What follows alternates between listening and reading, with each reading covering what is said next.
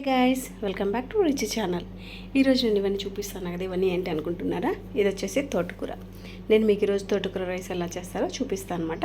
వాటికి కావాల్సిన పదార్థాలు వచ్చేసి ఇవి. సో ఇప్పుడు మనం ప్యాన్ పెట్టుకొని దాంట్లో మనం ఏం చేయాలి, ఫస్ట్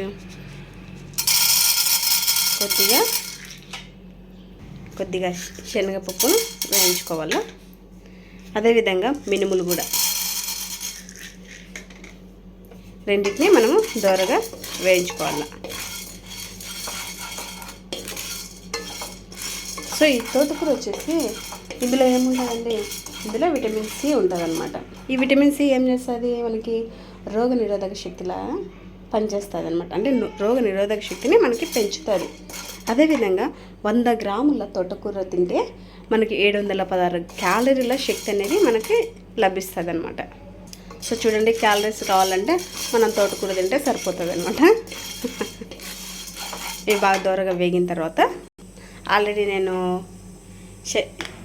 పల్లీలని వేయించి పెట్టుకున్నానండి. వీటిని కూడా యాక్చువల్గా దీంట్లో వేసి వేయించుకోవాలా. అవి వేయించుకున్నాను కాబట్టి నేను వీటిని మాత్రమే వేయించుకుంటున్నాను. ఇందులోనే మనము ఎండుమిర్చి కూడా వేసి వేయించుకోవాలి. సో ఇందులోనే మనకి ఇంకా ఏముంటాయంటే కార్బోహైడ్రేట్లు, ప్రోటీన్లు, కొవ్వులు, పీచు పదార్థాలు ఇవన్నీ కూడా ఇందులో ఉంటాయన్నమాట. సో వీటి వల్ల ఏమవుతుంది, మన హెల్త్కి అనేది మంచి బెనిఫిట్స్ యూజ్ అవుతుంది అనమాట. సో చూడండి, ఇది బాగా వేగిపోయింది కదా, దీన్ని పక్కన తీసి పెట్టుకుంటాను. సో నేను అన్నీ మిక్సీలోకి వేసుకున్నాను అండి. దీంట్లోకి మనం పల్లీలు కూడా వేసుకోవాలి. అదే బాణీ పెట్టుకొని దాంట్లోనే కొద్దిగా ఆయిల్ వేసుకోవాలి. సో ఆయిల్ వేడెక్కిన తర్వాత కట్ చేసి కడిగి పెట్టుకునేటువంటి తోటకూరను అందులో వేసుకోవాలా. సో దానికి కొంచెం టైం పడుతుంది కాబట్టి ఇంకా దీనివల్ల మనకి ఏమైతే యూజెస్ ఉన్నాయో అవి కూడా చెప్తాను.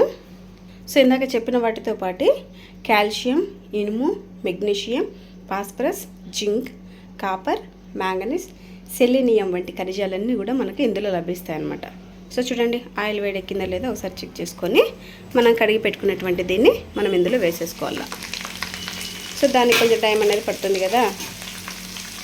సో చిన్నగా మనము వీటిని తిప్పుకుంటూ ఉండాలి. సో ఒకసారి తిప్పేసి మనం మూత పెట్టేద్దాము. సో నేనైతే మూత పెట్టేస్తున్నాను. ఒక 2 మినిట్స్ తర్వాత మనం మూత తీసేద్దాము. చూద్దాము మగ్గిందా లేదా. సో కొద్దిగా మగ్గింది కదా.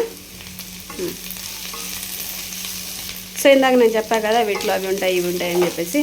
అవి మనకి ఏ విధంగా ఉపయోగపడతాయంటే, అవి రక్త నాళాలను అనమాట చురుగ్గా ఉంచి మెదడుకు మేలు చేసే సోడియం, పొటాషియం వంటివి సమకూరుతాయి అన్నమాట.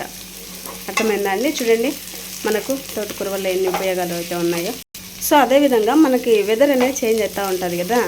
సో వెదర్ చేంజ్ అయినప్పుడు వచ్చేటువంటి రోగాల నుంచి తట్టుకోవడానికి మనకి తోటకూర అనేది ఉపయోగపడుతుంది.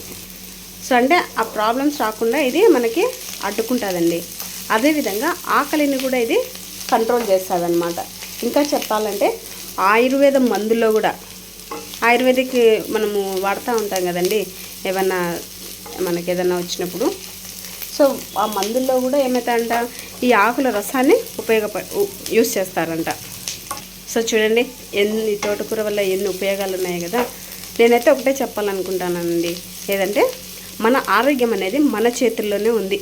ఈ తోటకూర, ఆకుకూర, ఈ కూర అని ఏ కూర తిన్నా కూడా మనకు ఏదో ఒక రకంగా మనకు యూజ్ అయితే అవుతానే ఉంటాయి, ఆకుకూరలు కానీ కూరగాయలు కానీ. సో మన హెల్త్ మన చేతుల్లో ఉంది కాబట్టి మనం ఏం చేయాలా, ఏదైనా కూడా మన కోసమే కదా మనం చేసుకొని తింటూ ఉండాల మనకు కుదిరినప్పుడు. సో ఇది బాగా మగ్గిపోయింది కదా, కొద్దిసేపు మగ్గిద్దామా. సో కొద్దిసేపు మూత పెట్టేద్దాం. సో అంతలోపల నేను దీన్ని మిక్సీ పట్టేసుకుంటాను అనమాట. దీంతోపాటు అది కూడా వేసి మిక్సీ పట్టాల. సో ఇది వచ్చేసి బాగా మగ్గిపోయింది. సో దీన్ని కూడా మనం బౌల్లోకి తీసుకున్నాము. బౌల్లో కాదు, మిక్సీలోకి తీసుకొని మొత్తం మిక్సీ పట్టేసుకోవాలి. సో నేనైతే దీన్ని మిక్సీ పట్టేసాను. ఇదైతే బాగా కలర్ఫుల్గా వచ్చిందన్నమాట. సో ఇప్పుడు ఇదే ప్యాన్ పెట్టుకుని దీంట్లో మరికొద్దిగా ఆయిల్ వేసుకోవాలా.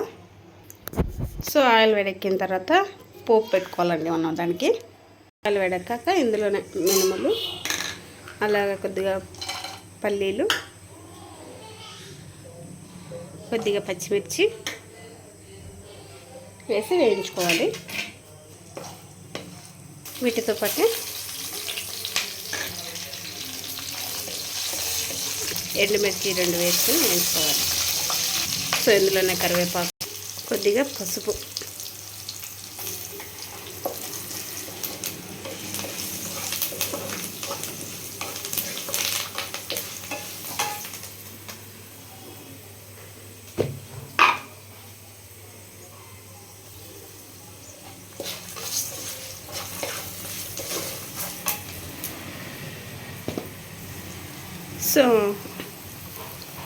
సో తర్వాత వేడి వేడి రైస్ అనేది మనం వేసేసుకోవాలా.